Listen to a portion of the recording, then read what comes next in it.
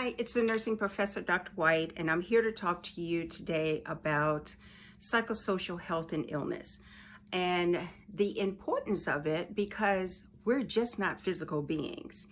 If our psychosocial health is not attended to, then there's going to be problems in our healing regardless of whatever the situation is.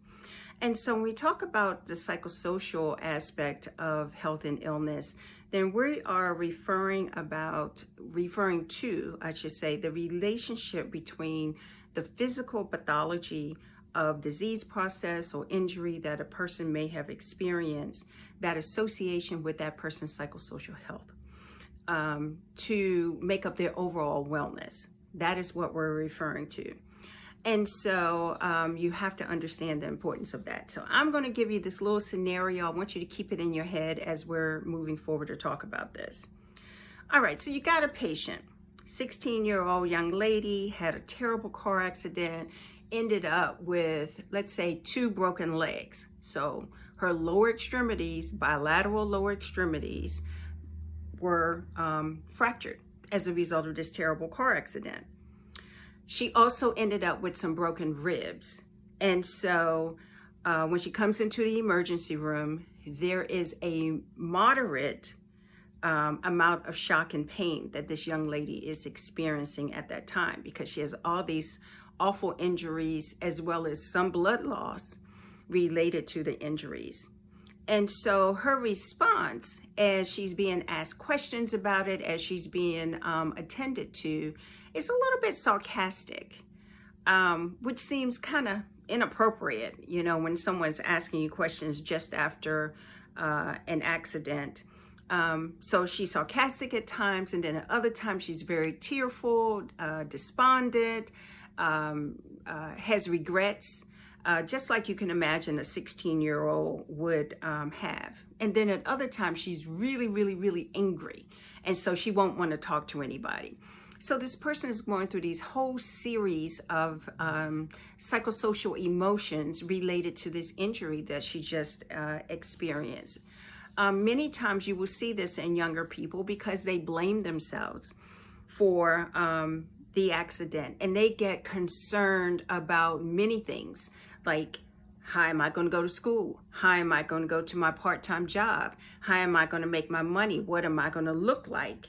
Are people going to tease me? Am I not going to be able to drive again? Are my parents not going to allow me to drive again? How am I going to deal with this pain? How am I going to get my schoolwork? I'm graduating next year. Can you imagine? It wasn't that long ago for many of you all, when you think back, if you're actually experiencing those types of psychosocial problems, in addition to the physical problems that you're actually going through. And so I want you to keep that in mind as we continue to go through this particular lesson. All right, and so remember that the physical aspect of a person is only one part. So we're both mental, physical, and social beings. And so all of that has to be addressed when we're taking care of our patient. And so many times with that, we have to ask the patient what's important to them, especially early on, because early on, most people, it is more important for them to get out of pain, or am I going to live, or those types of very critical decisions that they need to hear from you so that then they can move forward. And so with that, you have to keep that in mind too, because you're not going to get all of the questions answered right away. And sometimes the answers to the questions coming from the patients are going to seem just far-fetched. Like, why would they answer like that? And it's because they're in that state where they're trying to sort out their psychosocial health. All right, so there are some concerns that we have to think of when we're doing an evaluation of a patient that's in this state.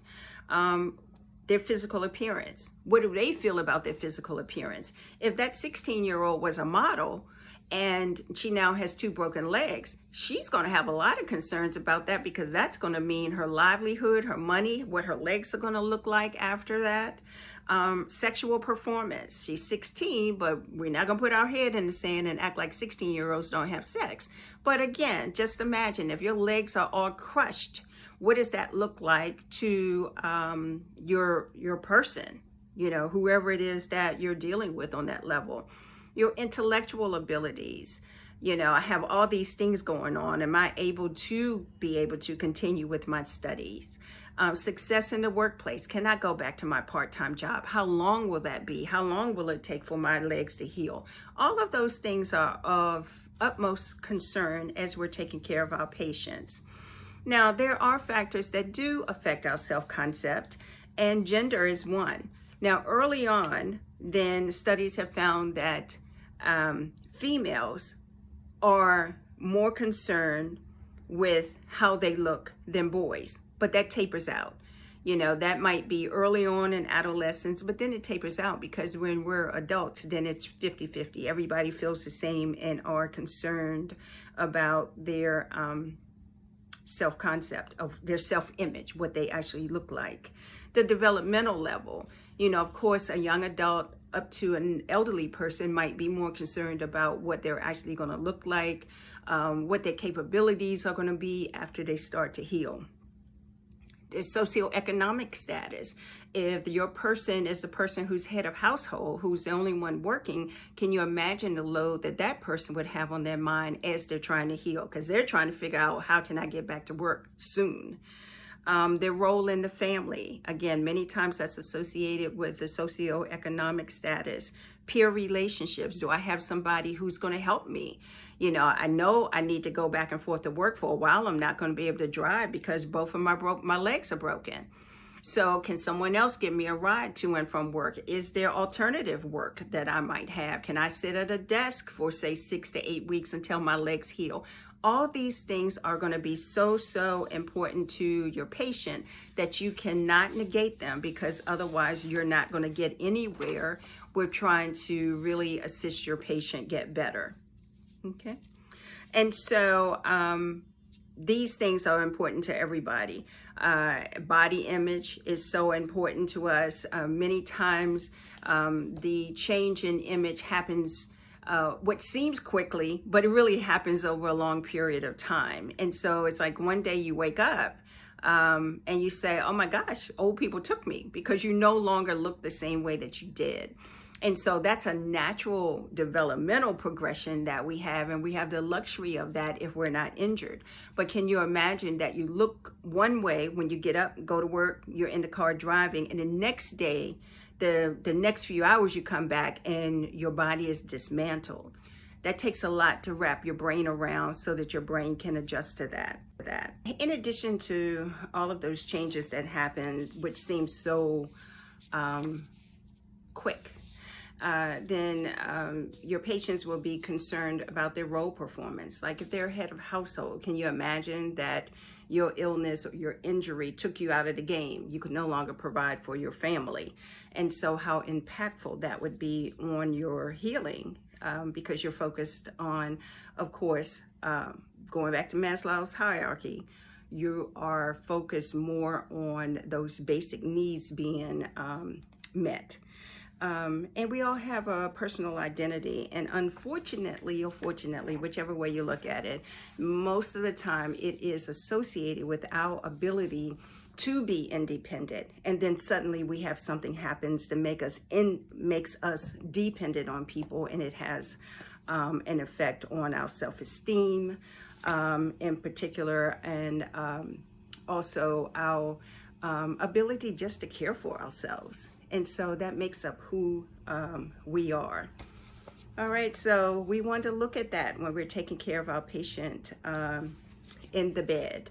Now, one thing I want to bring up to you is this, is that many times you will have patients that have some level of confusion. Perhaps it is related to their recent injury, or it might be long-term. What I want you to realize is this, is that confusion or altered mental status is a part of the disease process. It is not the person. Let me say that one more time.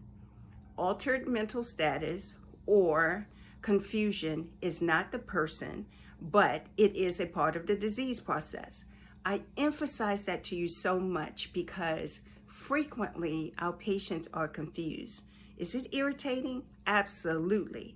But I think we get so caught up in the irritation of it all and that we don't realize that it's still the patient.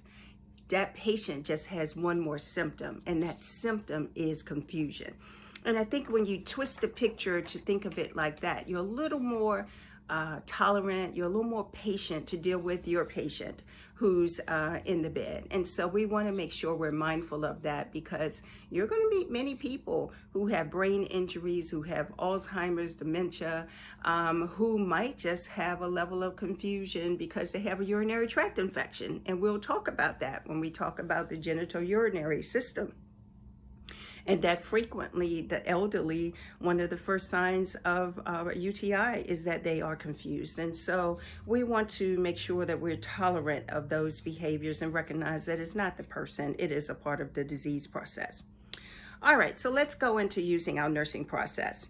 So nursing process, as you remember, was ADPIE, A-D-P-I-E. So we want to do an assessment and a psychosocial assessment in this particular case. And so, of course, we are not going to ask specific questions about someone's psychosocial history.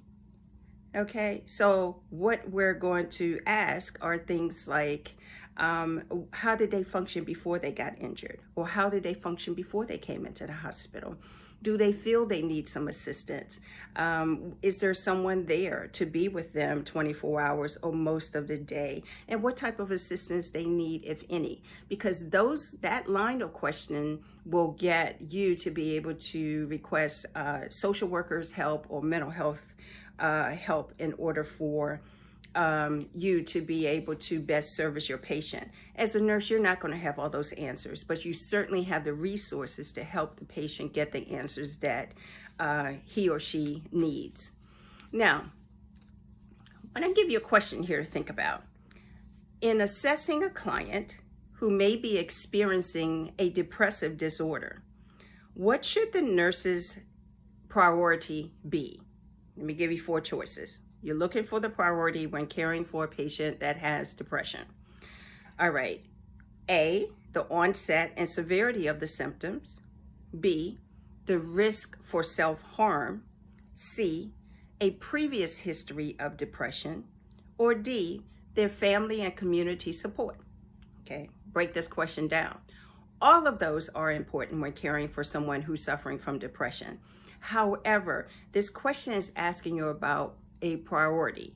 And whenever you're looking at the priority to determine an answer, it is always, always, always safety. So when looking at those 4 choices, then the best choice is risk for self-harm. Because a person who's experiencing a depressive episode, if they are at risk for self-harm, where they want to commit suicide or homicide or any of those types of things like that, that becomes a priority. The other ones are important. If they have family and community support, certainly that's important, but that doesn't override the importance of the highest being their risk for self-harm. So when you're looking at questions, drill down, pick them apart like that, and understand that whenever you have a question where safety, where it's looking for priority and a safety or the inability for the person to be safe is included, then that is always the answer. So that's a part of the assessment. So we move on to the nursing diagnosis. So the nursing diagnosis, we're going to look at possibilities of cause and effect. How is this disease going to affect the patient and their ability to continue to function, be it at work, in their family, or whatever. So some possible nursing diagnosis could be risk for loneliness if they don't have anybody to assist them. Social isolation because they might look differently. Many times disease processes take a toll on you. You don't always look the same. Risk for violence directed at others because you're so angry that this situation happened to you. Or impaired social interaction because you decide to stay in, to get out of the game because you don't want people to see that you have a need.